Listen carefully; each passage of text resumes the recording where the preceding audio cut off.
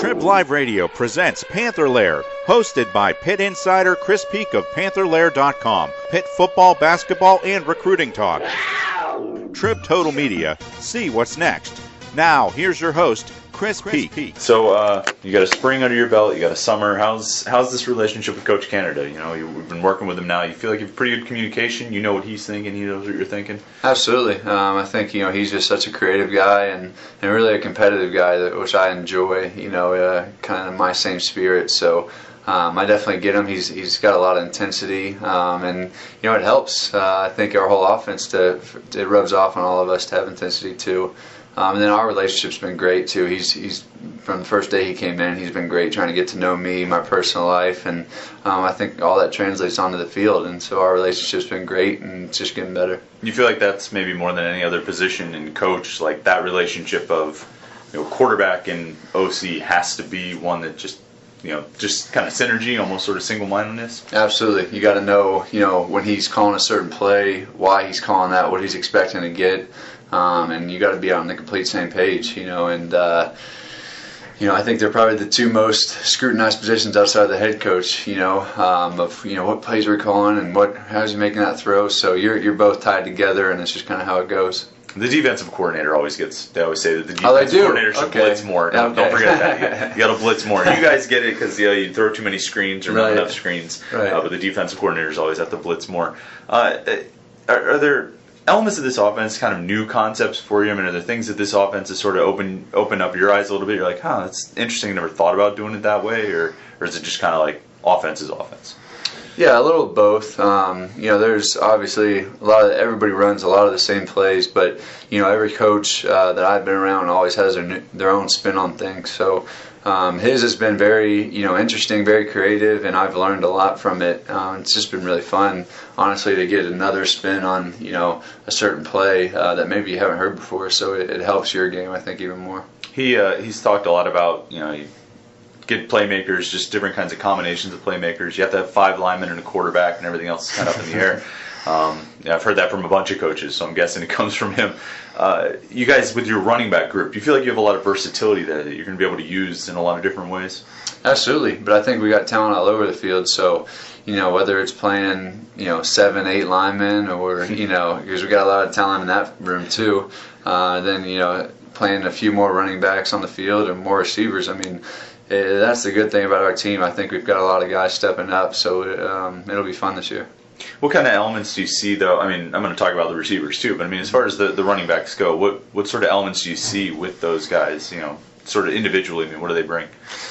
Well, I think they each bring something special. That kind of is unique about their game. But what I see in their room is really, I think, what you want a running back room and what you want every position room to have is competition, and the level of competition that they have right now and the level that they're all playing at to get better, I think, is the best thing for a football team.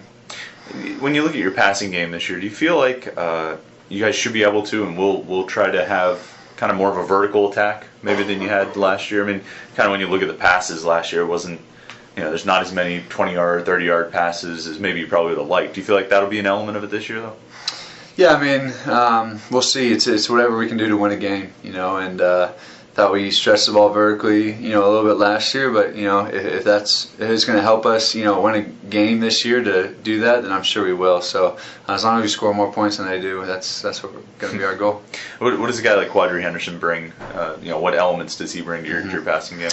Oh man, just a lot of speed, a lot of quickness, and then once he gets the ball in his hands, a lot of playmaking ability. And we've seen it in kickoff returns and obviously those things. But he's doing a good job. He's working really hard to get on the same page with me, and then just to be out there running good routes. So he's been great this camp. Even though you had Tyler Boyd, Dantes seemed to be the guy who was downfield as much. I think he had more of those longer passes. Exactly. And redshirt senior, he's a guy who's played a lot. I mean, do you have a pretty good comfort level with him, and you expect him to be kind of the guy this year, or a big part of what you guys do this year? Definitely, a huge part of what we do this year, because what he's really doing a great job of that sometimes goes unnoticed is being that redshirt senior, that leader that I think is very unnoticed because he's kind of sly about it, but the influence he has on those guys is very impressive, and kind of relaying his own experiences from the past and helping those guys come along. He's doing a great job of that, and then he's making plays himself. I mean, he really understands the game. He understands where the holes are, what he needs to be doing, and he's had a lot of experience, so he's been making a lot of good plays, and I'm excited for what he's going to do this year. I don't know if you worked with the freshmen all that much, but I mean, when we stand on the sidelines, a guy like Aaron stands out just because he's so big. I mean, have you gotten to throw to him a little bit? I mean, is it kind of fun when you have a guy with that much size of, give you more options on where you can put the ball? I have. I think he made a little splash in the summer. Like our first one-on-one drills in red zone, he went up and made a one-handed catch, and everybody kind of went crazy and stuff. But that's I think the things that he brings is playmaking ability. I think it's something about those Clareton boys. Me and Dantes were talking about it. T. Webb, him, Tyler obviously, but they all just want to go have fun and play football. They're all good ballers. So he's been great, and looking forward to see what he can do.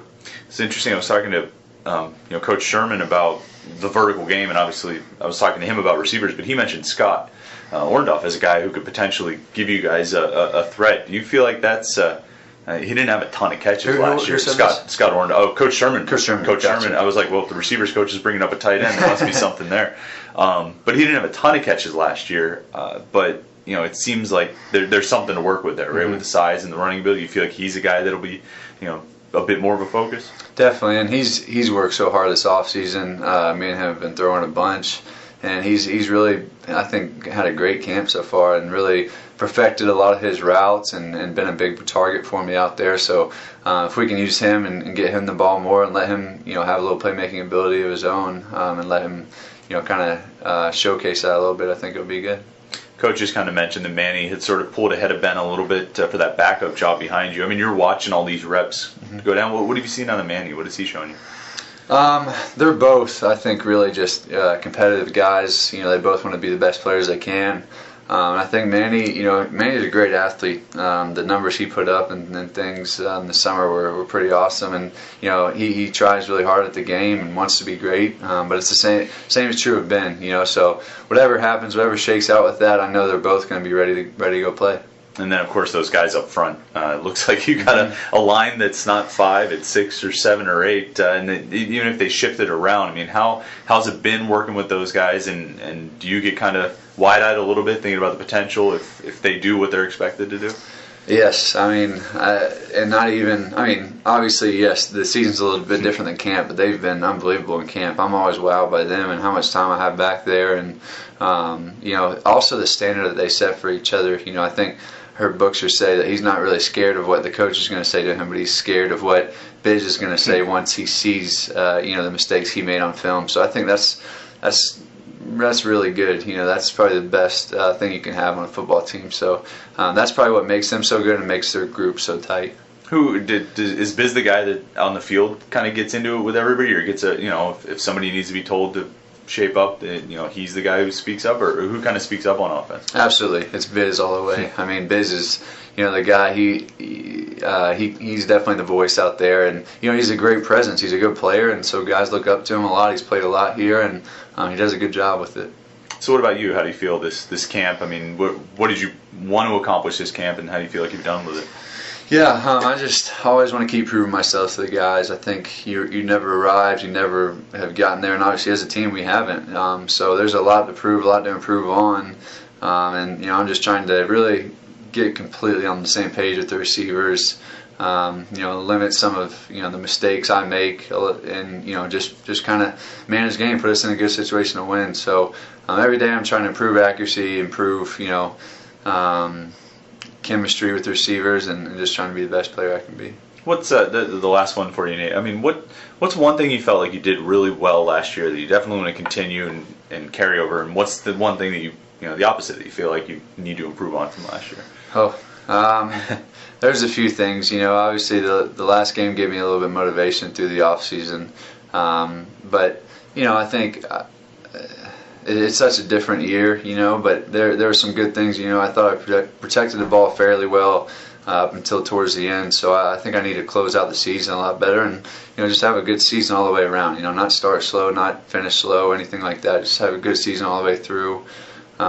But I think I can always get better on a lot of things. So I'm really just trying to be the best player I can be for this team and help us win games this year. Coaches bring up that Navy game much? You said you usually it's a bit of motivation for you. I mean, do the coaches kind of put that to the team? Does that get brought up much? Or? It does not. We've all done a great job of moving on because it is such a completely different team, and obviously different coaches and things like that on the offensive side of the ball for the most part. Obviously the big offense, but for me, I like to use things as motivation. So anything I can pick out from last year that can serve as motivation for me, then I'm going to use it.